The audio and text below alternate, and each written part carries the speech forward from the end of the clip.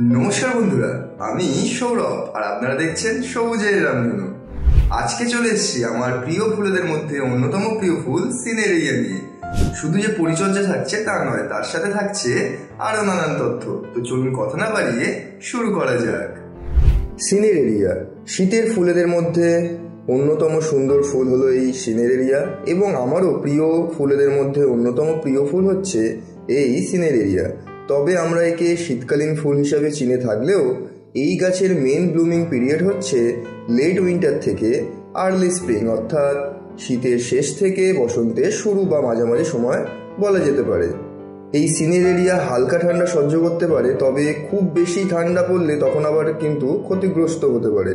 আবার যেখানে সারা বছরই শীতকাল থাকে সেখানে আবার সিনেরেরিয়া বহু বর্ষজীবী হিসাবেও থাকতে পারে। তবে আমাদের এখানকার ওয়েদার অনুযায়ী এই গাছগুলি শীতের শেষ থেকে বসন্তের মাঝামাঝি সময় পর্যন্ত ফুল দেয়, এবং তারপরে ফুল দেওয়া হয়ে গেলে আমরা এগুলিকে আমাদের ছাদ বাগান থেকে সরিয়ে ফেলি, কারণ ন্যাচারালি এগুলি একবার ফুল হয়ে যাওয়ার পর আবার ফুল চট করে আসে না। তো যাই হোক, যেমনটা বলছিলাম, এটা বসন্তের ফুল এবং এটি কিন্তু সূর্যমুখী পরিবারের একটি উদ্ভিদ, অর্থাৎ অ্যাস্টেরেসি পরিবারের অন্তর্গত। এবং এই গাছের আদি বাসস্থান দক্ষিণ আফ্রিকা হলেও কিছু কিছু প্রজাতি উত্তর আফ্রিকাতেও লক্ষ্য করা যায়, এবং পরবর্তীকালে এই গাছের ফুলের সৌন্দর্যের কারণে সারা বিশ্বে কিন্তু এটি ব্যাপকভাবে ছড়িয়ে পড়ে।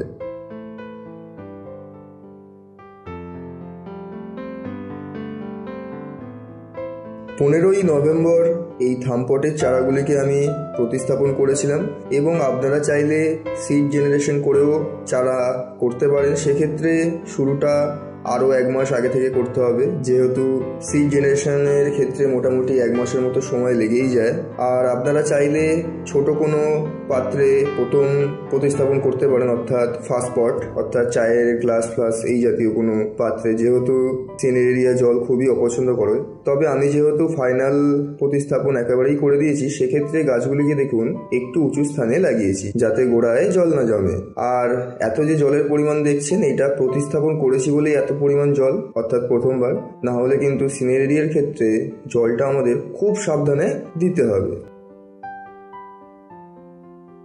প্রায় 1 মাস চলে যাওয়ার পর এখন গাছগুলির অবস্থা দেখুন। শীতের গাছগুলি প্রথম অবস্থাতে একটু থমকেই থাকে, এবং সিনেরেরিয়ার ক্ষেত্রেও তাই, অর্থাৎ এর পাতাগুলি, অর্থাৎ 3-4টে যে পাতা থাকে সেগুলি ক্রমশ বড় হতে থাকে। এবং মাটি বলতে এই সিনেরেরিয়া গাছ হালকা অ্যাসিডিক সয়েল পছন্দ করে। তবে আমরা ছাদ বাগানে অন্যান্য শীতের গাছেদের জন্য যেমনটা বানাই, অর্থাৎ মাটি, বালি, ভার্মি কম্পোস্ট দিয়ে টবের জন্য একদম সাধারণ ঝুরঝুরে মাটি, তো সেটাতেই এই গাছ প্রতিস্থাপন করেছিলাম, এবং তার সাথে কিছুটা পরিমাণ, অর্থাৎ 1 মুঠো আমার বাড়ির তৈরি করা মিক্সার, এই দিয়ে মাটিতে প্রতিস্থাপন করেছিলাম। এবং খাবার বলতে শীতের অন্যান্য গাছে যেমন প্রতিস্থাপনের অন্তত 10-12 দিন পর থেকেই খোল জল দেওয়া শুরু করে দিই, সিনেরেরিয়ার ক্ষেত্রে তেমনটা নয়। এই গাছের শিকড় যেহেতু খুবই সূক্ষ্ম হয়, তাই প্রতিস্থাপনের অন্তত 20 দিন পর থেকে এই গাছে খোল জল দেওয়া শুরু করবো, এবং তাও খুবই পাতলা করে। আর এই গাছটি দেখুন, এই গাছটি যেহেতু এবছর শীতের সময় হঠাৎ বৃষ্টি হয়েছিল এবং এই গাছগুলি আমার খোলা আকাশের নিচেই ছিল, তাই এই গাছটিতে গোড়ায় জল জমে একটু এফেক্টেড হয়েছে, তাই গাছটি একটু থমকে গেছে। তবে ঘাবড়ানোর দরকার নেই, এই গাছটি থেকেও আমরা কিন্তু ফুল পাবো। আর এই ছোট অবস্থায় এই পাতাগুলির তলায় যে শিরাগুলি থাকে সেগুলির রং দেখে এই সমস্ত প্রত্যেকটি গাছে যে আলাদা আলাদা রকমের ফুল হবে সেটা ধারণা করা যায়। অর্থাৎ নার্সারি থেকে আনার সময় পাতার শেপ এবং এই ব্যাপারটিকে যদি খেয়াল রাখেন, তাহলে দেখবেন ভিন্ন ভিন্ন ভ্যারাইটি আমরা আমাদের ছাদ বাগানের জন্য নিয়ে আসতে পারি। আরও প্রায় 1 মাস চলে গেছে। এখন দেখুন, যে গাছটি থমকেও গিয়েছিল ছোট অবস্থায়, সেটিও কিন্তু বেশ দাঁড়িয়ে গেছে, এবং একটি গাছে ফুলের স্টিকও চলে এসছে। তো এতদিন যেই খাবারটি চলছিল, অর্থাৎ প্রতি সপ্তাহে একদম পাতলা করে খোল জল, সেটাই চলছে। তো এমতো অবস্থা থেকে গাছে একটু পটাশ জাতীয় খাবারেরও যোগান দিতে হবে। তাই আমি এমতো অবস্থায় প্রতিটা টবের জন্য 7-8টা করে 10-26-26-এর দানা ব্যবহার করেছি, এবং সেটা ব্যবহার করব প্রতি 10-12 দিন অন্তর অন্তর। এক্ষেত্রে আপনারা এই 10-26-26-এর পরিবর্তে ব্যালেন্স এনপিকেও ব্যবহার করতে পারেন। তো যেমনটা বলছিলাম, দেখুন ঘাবড়াবার কিছু নেই, ছোট গাছটিও কত সুন্দরভাবে বেড়ে উঠেছে। তো গাছ নিজের স্বভাব অনুযায়ী বেড়ে উঠবে। আর হ্যাঁ, এই গাছে কীটনাশক কিন্তু সেই আমাদের ছোট অবস্থা থেকেই প্রতি সপ্তাহে অন্তত একবার অবশ্যই ঘুরিয়ে ফিরিয়ে যে কোনো একটি ব্যবহার করতে হবে, তবেই কিন্তু গাছ সুস্থ থাকবে। প্রায় 10 দিন চলে গেছে। তো দেখুন প্রায় 3টে গাছেই স্টিকের দেখা দিয়েছে এবং একটি গাছে তো ফুল ফুটতেও শুরু করে দিয়েছে। তো এখন খাবার বলতে ওই সপ্তাহে একদিন খোল জল এবং 10-12 দিন অন্তর অন্তর ব্যালেন্স এনপিকে কিংবা 10-26-26। আর এই অবস্থাতেও কিন্তু আমাদের কীটনাশক প্রয়োগ করে যেতে হবে। শুধুমাত্র খেয়াল রাখতে হবে এই ফুলের স্টিকগুলি বা ফুলে যেন সেগুলি না পড়ে, অর্থাৎ পাতায় প্রয়োগ করতে হবে। আরও প্রায় 1 সপ্তাহ চলে যাওয়ার পর দেখুন এখন কিন্তু গাছের ভেজিটেটিভ গ্রোথ খুব সুন্দর, তাই এই অবস্থা থেকে গাছে খোল জল একেবারে বন্ধ।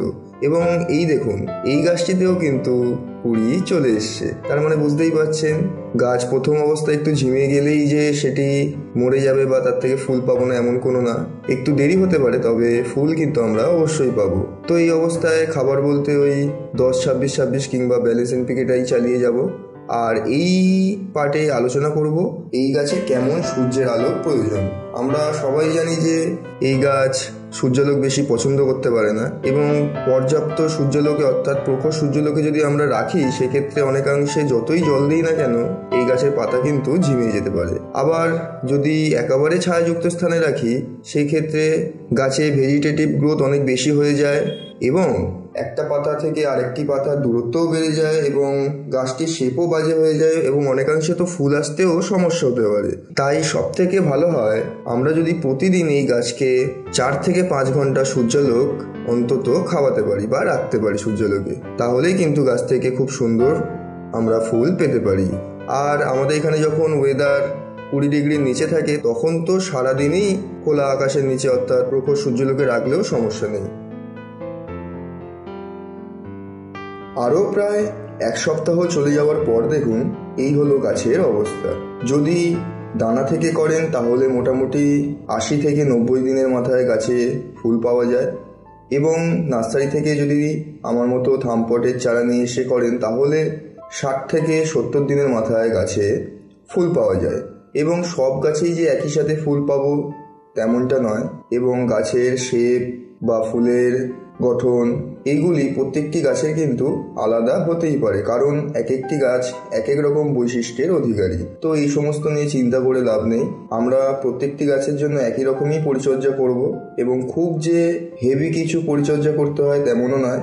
দেখতেই পেলেন আমার ভিডিওতে যেমনটা দেখালাম, খুবই সাধারণ পরিচর্যাতেই এই গাছ থেকে আমরা ফুল পেতে পারি। তো এই সমস্ত গাছে এখন যেহেতু ফুল প্রপারলি ফুটছে তো খাবার বন্ধ এবং যেই গাছটিতে এখনো ফুল ফুটতে বাকি আছে সেই গাছটিতে এখনো 10-26-26 বা ব্যালেন্স এনপিকেটা চালাবো, তবে বাকি গাছগুলোর জন্য বন্ধ। কারণ আগেই বলেছি এই গাছ থেকে আমরা একবার ফুল পাওয়ার পরেই কিন্তু সেগুলি নষ্ট হয়ে যায় আমাদের এখানকার ওয়েদার অনুযায়ী। আরও প্রায় 10 দিন চলে যাওয়ার পর দেখুন শেষ গাছটিতেও কিন্তু এখন ব্লুমিং চলছে এবং বুঝতেই পাচ্ছেন যে কোনো গাছ স্বাভাবিকভাবে অন্যান্য গাছের মতো বাড়ছে না বলে সেই গাছে অতিরিক্ত খাবার বা অতিরিক্ত পরিচর্যা করার কোনো দরকার নেই। গাছ নিজের স্বভাব অনুযায়ী ঠিকই বেড়ে উঠবে।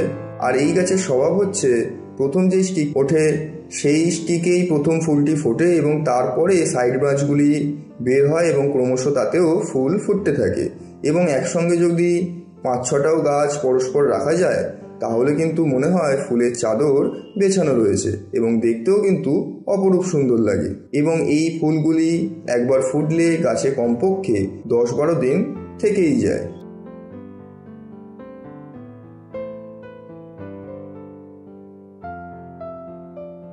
নভেম্বর-ডিসেম্বর মাস থেকেই নার্সারিতে এই গাছে চারা গাছ পাওয়া যায় কিংবা সিডস থেকেও করা যায়।